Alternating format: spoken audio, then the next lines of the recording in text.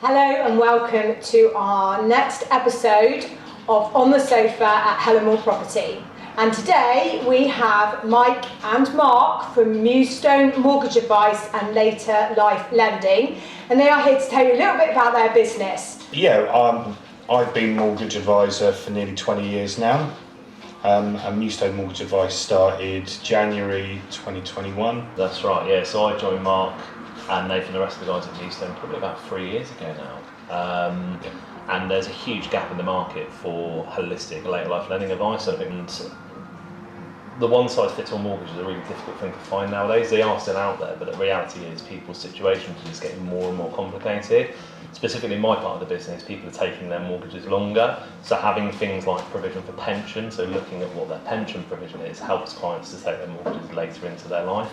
And when we're talking about buying and selling houses, another 5 years on a mortgage could be the difference between them buying that property that's slightly more accustomed to their needs in later life. So having that stretch is really important. Is that we can help not just with mortgages, so it could be equity release. It could be doing a mortgage on something that's got an agricultural type, sort of fairly common in the local area. It could be that buying a property that maybe isn't mortgageable as it stands right now, so bridging finance. And where lots of mortgage advice companies offer these different options, they're very often outsourced to somebody not in the area, so then you lose the looking after that client relationship that we work so hard to build.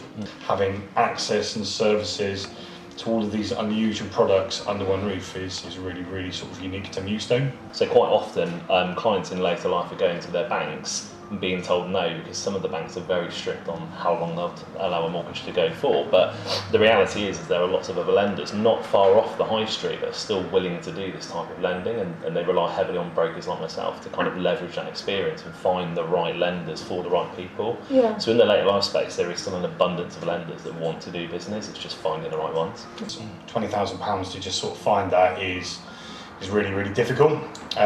So there are options out there where lower levels of deposit can be used. Self-employment can be a real challenge in the mortgage market, but again, having choice to all lenders and exploring what options are actually out there and available, as opposed to just speaking to your bank and maybe being stonewalled and being told, actually, look, I can't get a mortgage for you because of X.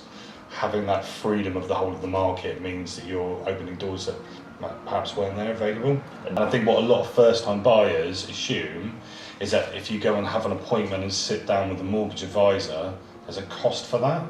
But actually exploring your options, finding a solution, even getting pre-approved for that mortgage, there is no cost for doing that. Any fees for mortgage advice or mortgage arrangement come much later on in the process, but sitting down and speaking to an advisor who can get you ready to buy a property, there's no cost for doing that, so you've literally got nothing to lose. Yeah, of course.